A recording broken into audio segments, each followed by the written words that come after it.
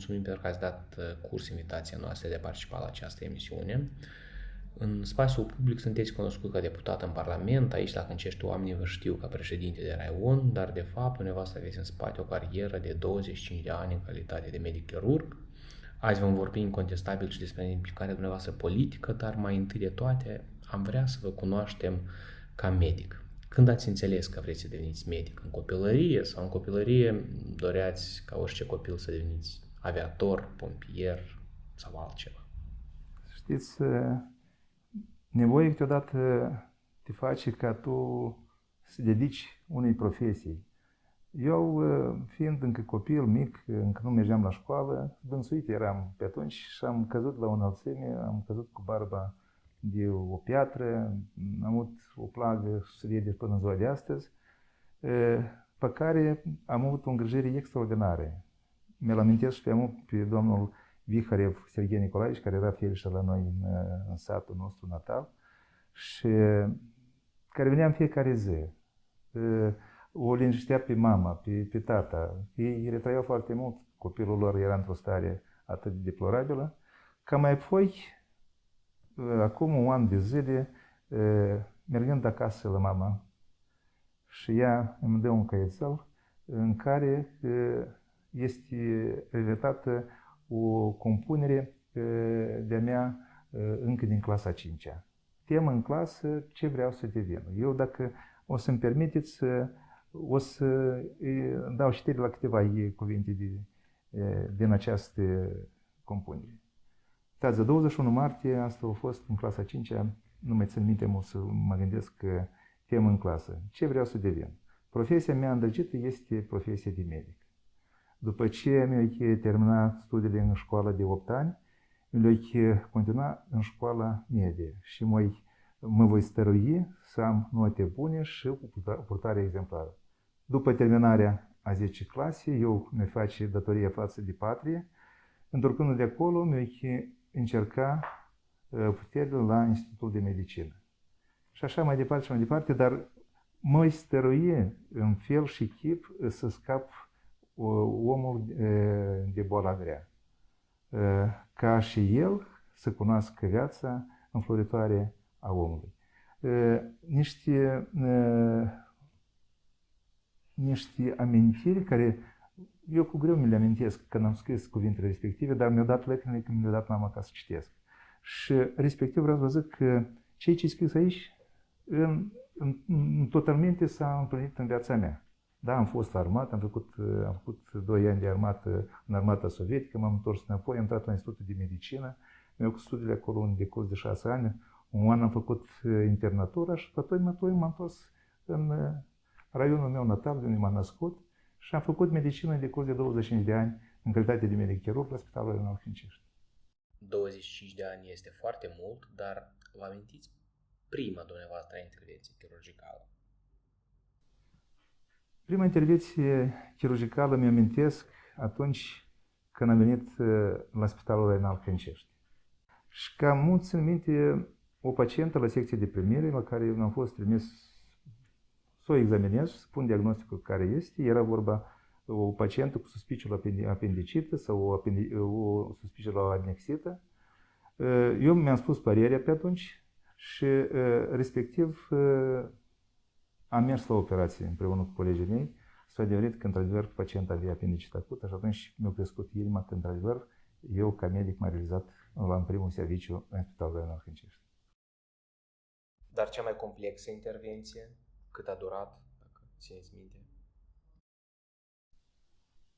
Intervenții complexe pe care le-am avut pe parcursul au fost foarte multe.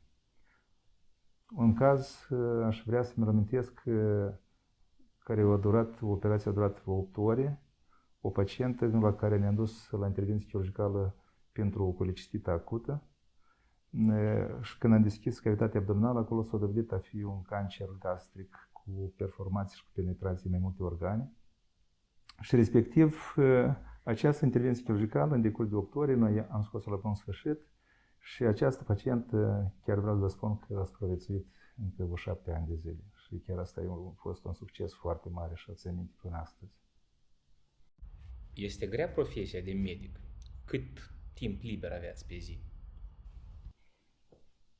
Noi, medicii, nu măsurăm timpul. Pentru noi nu există ca să nu răspunzi la telefon. Pe atunci nu erau telefoane mobile, telefonul era alături de pierna ta și numai era un sunet, altfel trezeai și copiii, un sunet ridicai și trebuie să mergi la spital, să ai o intervenție chirurgicală fie că la 1 de noapte, fie că la 3 de noapte, fie că la 4. Tot timpul m-am străduit să fiu responsabil față de profesia mea, responsabil față de pacienții, cei care aveau nevoie de mine ca să fie ajutorați. Nu știu cât mai bine sau mai rău, cred că asta judecătorul nostru este cetățeanul. Dar cu certitudine vreau să spun, pe parcursul cât eu am fost și în calitate de medic, și în calitate de președinte, și acum și în calitate de deputat, cu cine nu am întâlnit, nu mi-a fost niciodată rușine și n-am avut cineva să-mi spune că Mătalia, care mi-a făcut așa, așa, așa, așa. Tot să o umnesc cu cuvinte de mulțumire și pentru asta chiar mă simt împlinit în viața mea. Întâlniți pe stradă oameni cărora le-ați salvat viața și ce sentimente trăiți atunci când îi vedeți pe stradă?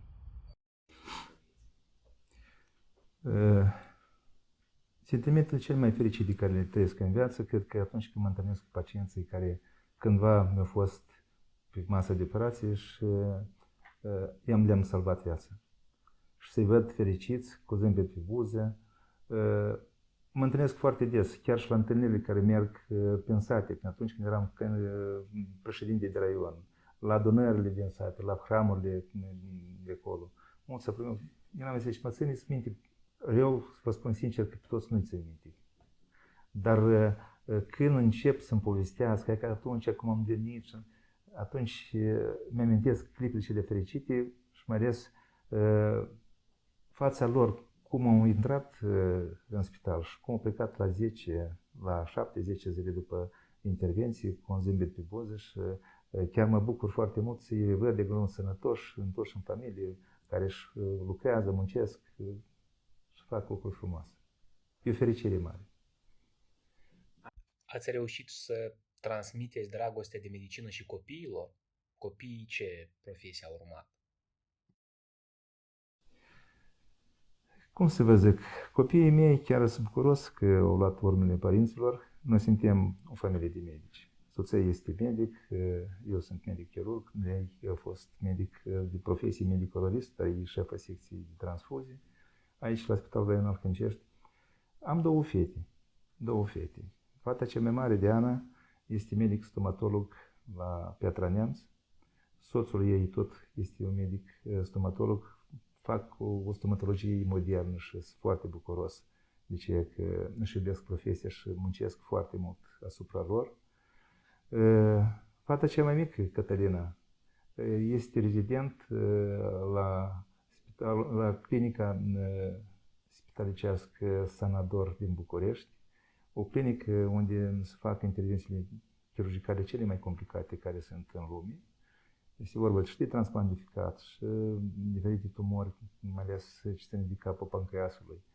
Și sunt bucuros că ea ia o școală foarte bună și are la cine învăța lucruri mari în chirurgie. Tot ce ați obținut în medicină, ați obținut de unul singur sau mai sunt persoane cu care ar trebui să împărțiți succesul, dacă pot spune așa? Toată viața mea am stimat lucru în colectiv. Și o intervenție chirurgicală, mai ales când este vorba de sănătatea unui pacient, clar lucru trebuie să ai un asistent sau dacă tu ești în calitate de asistent, trebuie să asisti la o operație, să trăiești împreună cu acel care operează. Tu trebuie să știi următorul pas care trebuie să-l fac și deja să fii gata ca să poți să-l ajuți la pasul 1, 2, 3, 4 și așa mai departe. Și este foarte bine când ai un asistent care tot îți citește gândurile ce trebuie să faci la următorul pas în procesul unei intervenții chirurgicale.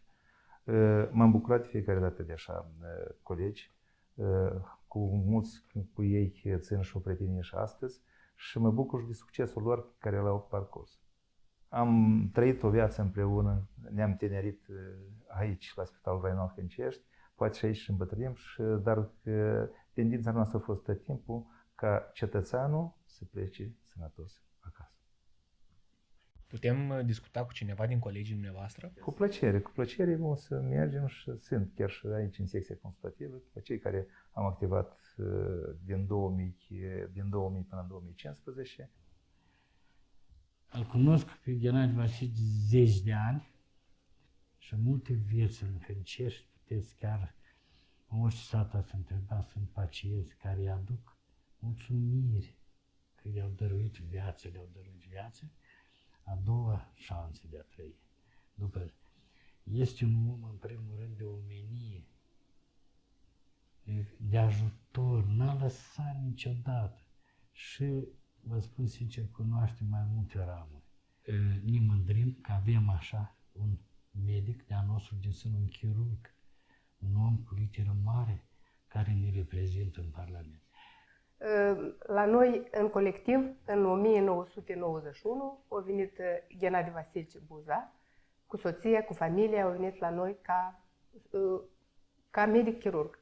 Dumnealui, din prima dată când a venit la noi, colectivul l-a primit foarte bine, de atâta că este un om de o consecădenie aparte, este un specialist foarte bun, îl stimează toți, și pacienții, și medicii, și știe a discuta pe orice întrebare cu oricine. Adică fie medic, fie pacient, fie un om venit de undeva.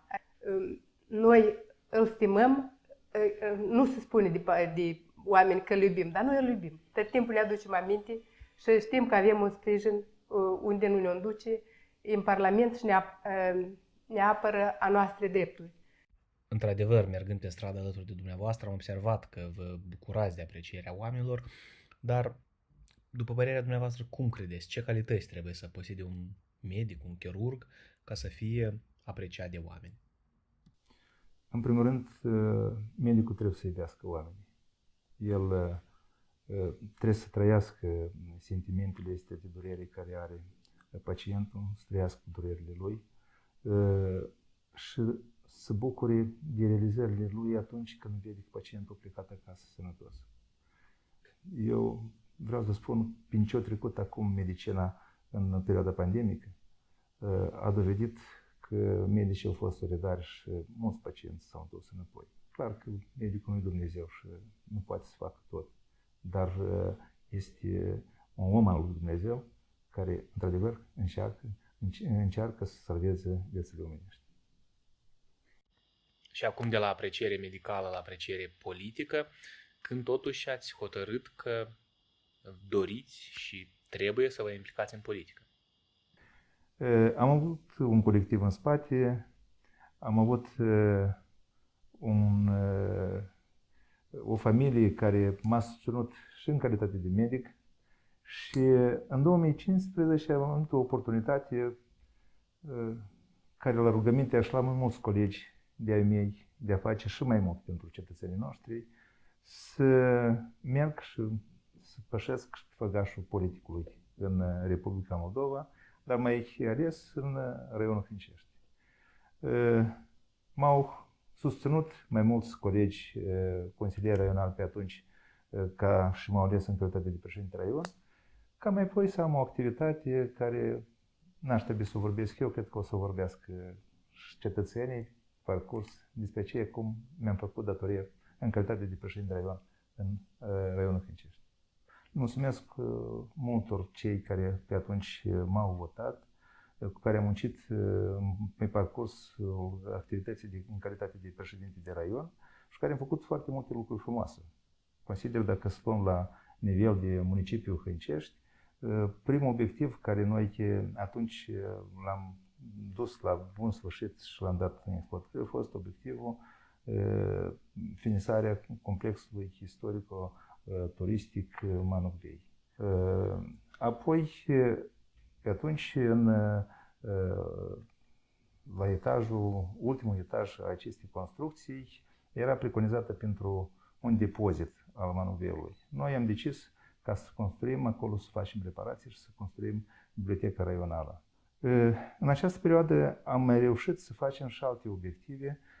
Este vorba despre reparația sălii de ședință la Consiliul Înalt care poartă numele Constantin Stere, tot cu frații noștri de la Prahova, unitatea primării urgență de la Spitalul Renal Hâncești, o construcție nouă, tot cu frații noștri de la Prahova. Noi, în perioada respectivă, am reușit cu Primăria sectorului 6 din București, cu investiții de 200.000 de euro, să reparăm capital Casa de Cultură. Și în acest context chiar le mulțumesc foarte mult. Totodată, colegii noștri și frații noștri de la Cluj ne-au dat o investiție de 500.000 de euro, în care noi am început construcția capitală a laboratorului clinic patomorfologic de la Spitalul Renal Hâncești, care este la ziua de astăzi undeva 70% deja realizată această construcție, și am reparat primul nivel la Gimnaziul Mihai Viteazu, unde este amplasat, pe viitor va fi amplasat, centru de excelență pentru copiii mai mult dotați, și chiar accentul vom pune pe cei care au inclinații în IT. Acestea sunt o parte din realizările care le-am făcut în municipiu, și vorbesc de raion, chiar asta trebuia să o zi întreagă. Asta cam și m-a determinat, ca să facem lucruri frumoase pentru cetățenii noștri. Vă mulțumim mult, domnule Buza, pentru acest dialog sincer și interesant, iar pe final v-aș ruga să le dați un sfat tinerilor care acum se gândesc ca pe viitor să aleagă profesia de medic. Ca să faci medicină, trebuie să o simți din suflet că ești dedicat de a o face. Și dacă sufletul spune că tu ești dedicat pentru aceea de a salva vieți omenești, să faci pasul. Medicina este o profesie foarte complicată și de învățat la medicină este foarte complicat. Dar dacă o faci din suflet și îți place să vezi succesul tău prin aceea că omul pleacă acasă sănătos, atunci faci să mergi la medicină.